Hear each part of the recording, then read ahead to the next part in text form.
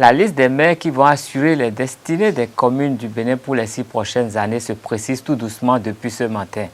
Jeudi 28 mai 2020, les titres de cette édition. Comme annoncé, l'installation des conseils communaux a démarré ce jour sur toute l'étendue du territoire national. Les noms de quelques maires dans cette édition. Les bars et les églises pourront ouvrir les portes et le transport en commun pourra reprendre du service dès le 2 juin prochain, une des grandes décisions du Conseil des ministres de ce mercredi. L'organisation locale Aurore de la Jeune Chambre internationale du Bénin fête ses 20 ans.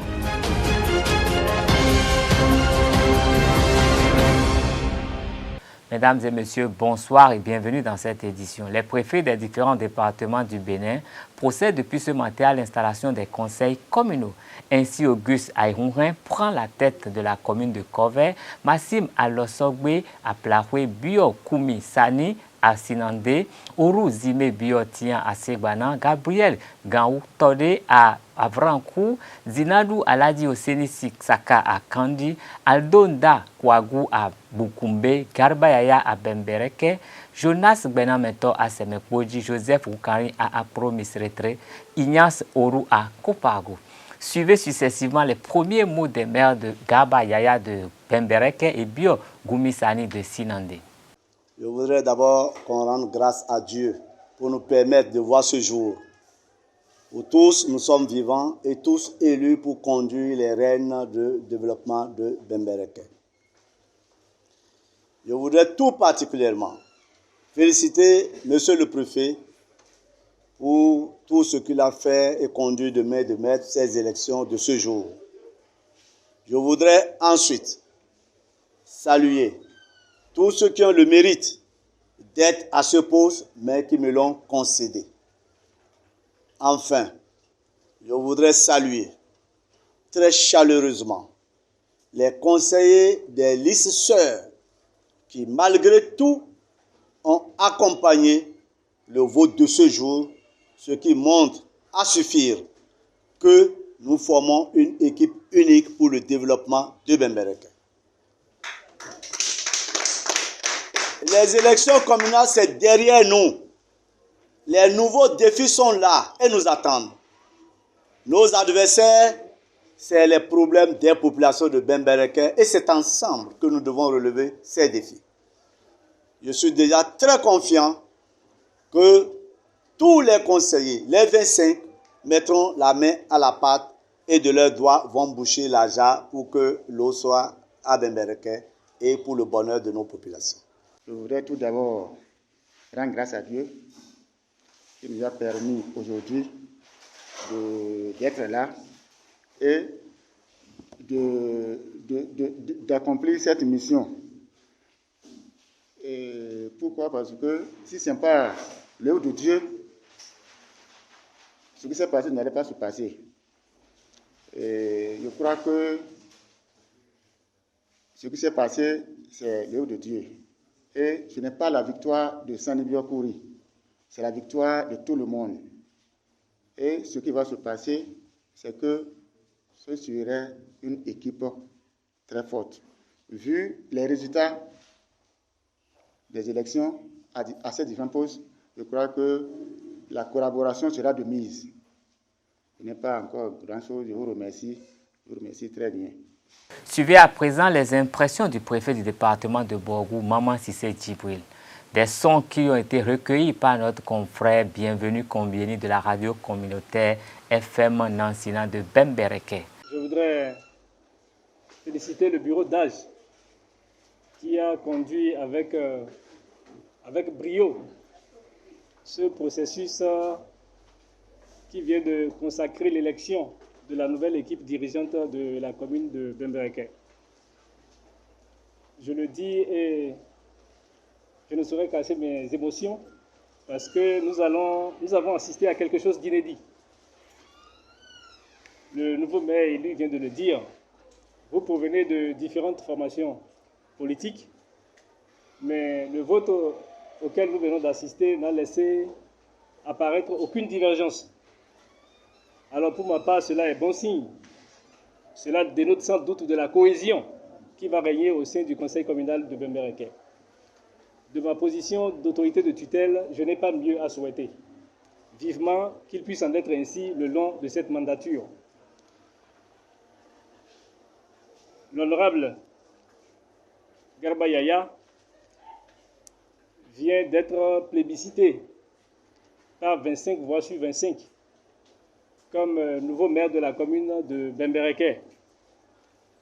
Monsieur le maire, recevez toutes nos félicitations. J'espère que vous prenez d'ores et déjà la mesure de la responsabilité qui vous incombe. Vous avez à charge de conduire les décidés de la commune de Bembereke pour les 6 années qui viennent. Je voudrais, en ma qualité de préfet du département du Borgou et autorité de tutelle des communes, vous rassurer de ma disponibilité à vous accompagner pour autant que vos actions seront orientées dans le sens du développement de cette commune.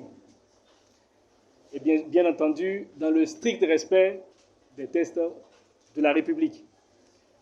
Et je voudrais, en ma qualité de préfet de département et en vertu des pouvoirs qui me sont conférés, vous renvoyer, vous et les adjoints au maire et les chefs d'arrondissement, à l'exercice de vos fonctions respectives. À Parakou, l'élection du maire est reportée. La séance ayant été suspendue, le préfet reparti. David Towedje Azogbodome est refusé. Le préfet a demandé une suspension à Ifani. À Tiémé, la procuration donnée par un conseiller BR à un conseiller du camp adverse bloque l'élection du maire. À Ouida, la date du samedi prochain est retenue pour l'élection, tandis qu'à Cotonou, ce sera le lundi prochain. Les habitants de la ville d'Alada attendront le 3 mai pour connaître leur prochain maire. Le Conseil des ministres de ce mercredi 27 mai a décidé de l'allègement des mesures préventives prises par le gouvernement béninois pour contrer la propagation de la COVID-19. Suivez le ministre de la Communication, porte-parole du gouvernement, Alain Orunla, à ce sujet au cours du point de presse à l'issue du Conseil. À la suite d'une nouvelle évaluation des mesures mises en œuvre dans le cadre de la lutte contre la pandémie de COVID-19 et en vue de renforcer le retour progressif à la normale, le gouvernement a décidé d'assouplir encore certaines mesures restrictives restées jusqu'ici en vigueur. Ainsi, pour compter du mardi 2 juin 2020, les lieux de culte sont autorisés à rouvrir pour recevoir les fidèles. Les responsables religieux doivent cependant veiller à y faire observer le port de masque, le lavage des mains et le respect de la distance de sécurité sanitaire d'1 mètre minimum entre personnes. Ils devront également, pour ceux qui en ont la pratique, prescrire la suspension du geste liturgique de paix ou des accolades pendant les célébrations. Au soutien de ces mesures, les 10 responsables veilleront à observer des marges raisonnables de temps entre les célébrations, puis à désinfecter régulièrement les lieux de culte. Par ailleurs, pour compter de la même date, les véhicules de transport en commun sont autorisés à circuler à nouveau, à charge pour les conducteurs de faire respecter à leur bord le port de masque ainsi que l'espacement conséquent des passagers. Quant aux bars, ils peuvent également rouvrir à partir de cette même date. À cet effet, leurs promoteurs et responsables sont tenus de faire observer en leur sein les mesures de prévention édictées, à savoir la mise en place de dispositifs de lavage ou d'aseptisation des mains, l'observance de la distance de sécurité sanitaire d'au moins 1 mètre entre usagers. Cependant, demeure non autorisée l'ouverture des discothèques et les cérémonies de réjouissance jusqu'à nouvel ordre. Les plages restent interdites d'accès. Enfin, dans le but de continuer à garantir l'efficacité de la riposte, le Conseil tient à préciser que les règles d'hygiène et de prévention préconisées pour l'ensemble depuis le début de la pandémie restent en vigueur. Il s'agit notamment de port obligatoire de masques en tout lieu, lavage systématique des mains à l'eau et au savon, observance de la distance de sécurité sanitaire d'1 mètre au minimum entre personnes, interdiction des rassemblements de plus de 50 personnes, interdiction aux taxis-motos de transporter plus d'une personne à la fois, obligation de respecter une distance d'1 mètre au minimum entre usagers de restaurants et maquis, obligation pour les employeurs sur les lieux de travail de faire respecter le port systématique de masques d'installer le dispositif de lavage des mains et de faire respecter la distance d'1 mètre minimum entre personnes. Limitation du nombre maximum de passagers à bord des taxis à 3 pour les véhicules à 5 places et à 5 pour ceux à 9 places. Prescription aux usagers des espaces marchands, boutiques, magasins, supermarchés, marchés ordinaires et autres d'observer la distance d'au moins 1 mètre entre personnes. Autorisation des cérémonies d'inhumation ne regroupant pas plus de 50 personnes, lesquelles doivent respecter la distance d'1 mètre minimum entre elles.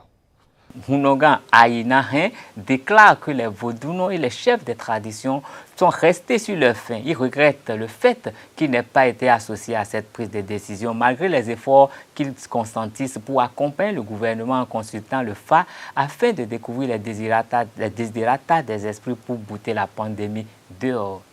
Sylvain Kouassi, quant à lui, estime que l'État béninois devrait associer les chefs des couvents pour qu'ils questionnent les divinités sur les recettes qu'il faut pour guérir le mal. Suivons-les respectivement au micro de Jacques Maouillon d'Almeida.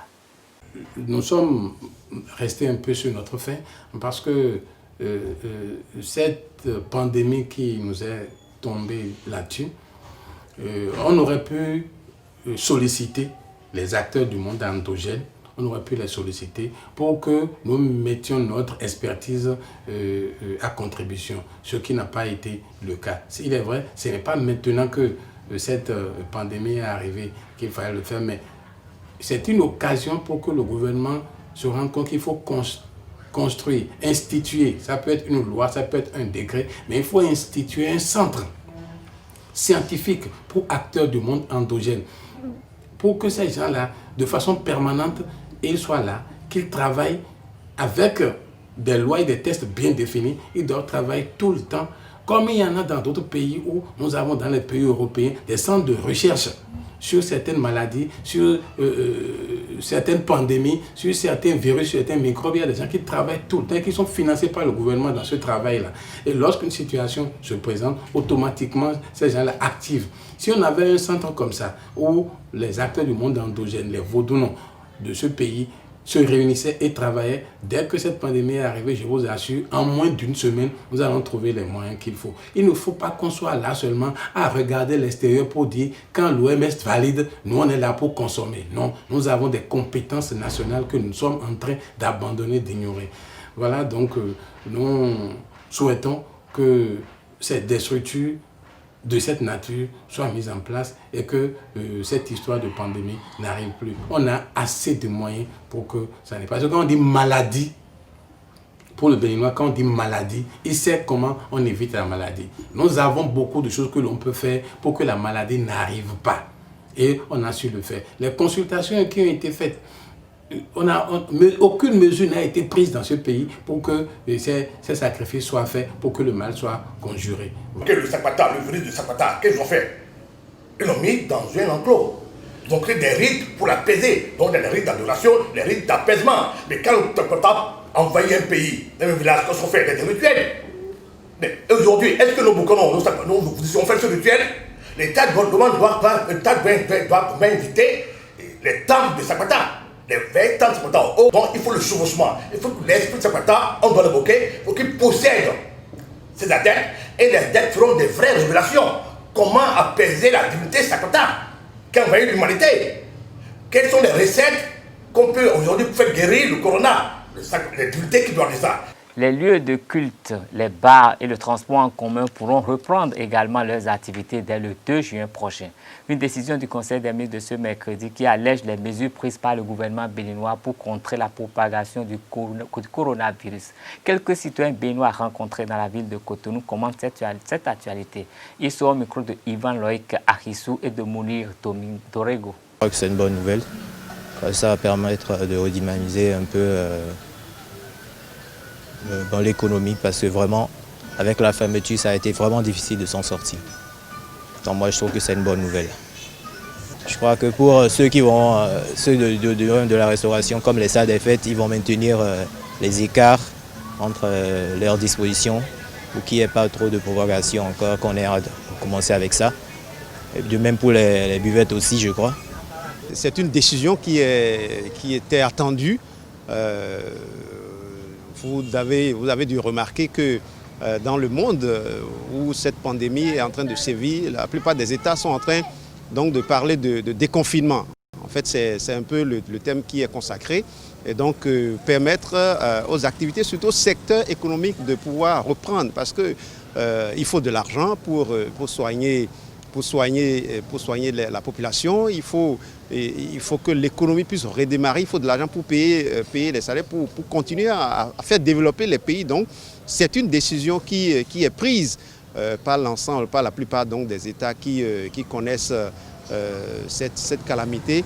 Et je crois que le Bénin s'inscrit dans cette même logique en décidant de procéder à la réouverture progressive des lieux de culte, des mosquées, des bars, restaurants et tout ça. Cependant, il faut avouer que c'est une décision qui doit être accompagnée, suivie, de sorte que les mesures, les gestes barrières qui sont édictés et qui doivent permettre donc aux uns et aux autres de se mettre à l'abri du virus, il faut que ces mesures-là soient suivies. Il faut insister pour que les gens puissent véritablement respecter ces mesures. La décision, elle est salutaire, elle est bonne, simplement parce que l'avènement de ce virus-là a causé beaucoup de dégâts dans le monde entier. Les pays qui sont plus affectés que le nôtre sont passés au déconfinement. Donc c'est quand même normal que nous qui n'avons pas eu suffisamment de dégâts là, nous puissions aussi passer au déconfinement. Donc c'est une bonne décision gouvernementale que moi j'apprécie. Une brève judiciaire dans cette édition. Les avocats des deux magistrats accusés dans une affaire de libération d'un présumé terroriste par le tribunal de Kandy ont soulevé lundi 25 mai 2020 une exception sur le fondement des articles 634, 637 et 638 du Code de procédure pénale dans le droit positif béninois lors de leur comparution devant la Cour de répression des infractions économiques et du terrorisme CRIET. La CRIET devrait-elle se saisir directement du dossier de libération du présumé terroriste dans lequel deux magistrats sont accusés? Les avocats ont estimé que la saisine de la Chambre administrative de la Cour suprême est préalable à toute poursuite d'un magistrat devant une juridiction d'instruction ou de jugement. Nos efforts pour recueillir l'avis des avocats ont été vains. Nous allons revenir sur cette actualité dans nos prochaines éditions.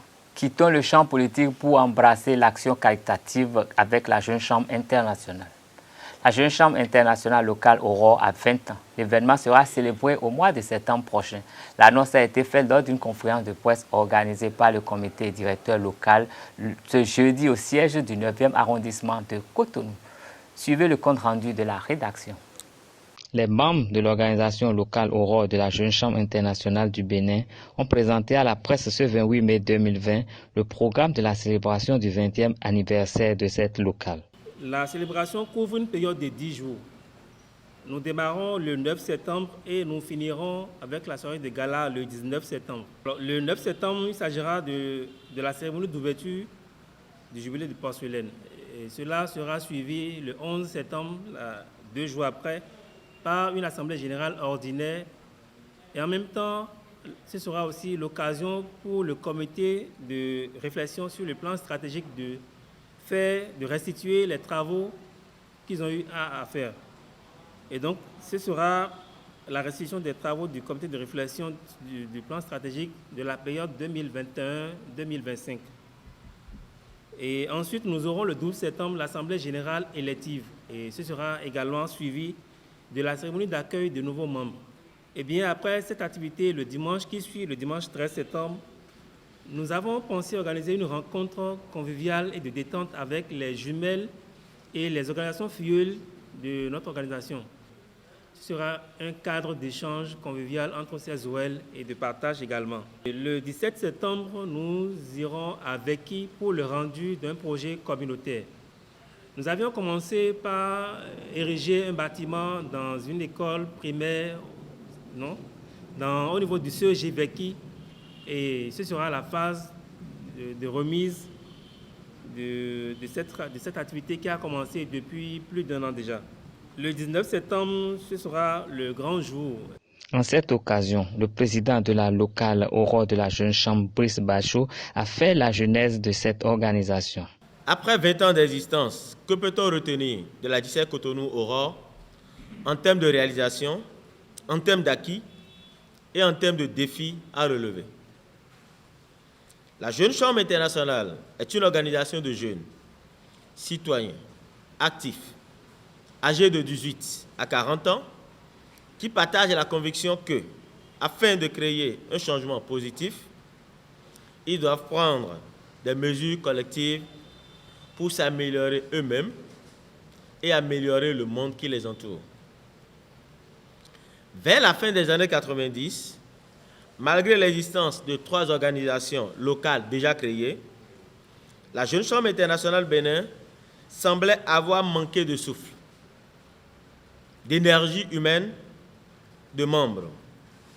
Elle a semblé avoir besoin d'un nouvel essor pour continuer à être une organisation génératrice de solutions et actrice de développement communautaire, de responsabilité sociale des jeunes sur le territoire national béninois.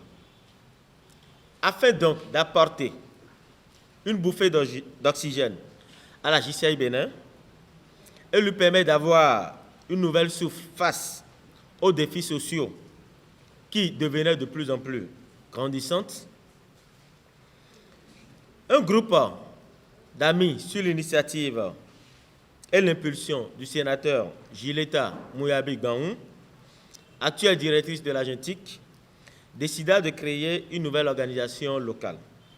C'est ainsi que le 6 mai 2000, à la place du Québec, à Cotonou, les bases de la création de cette organisation ont été définitivement jetées.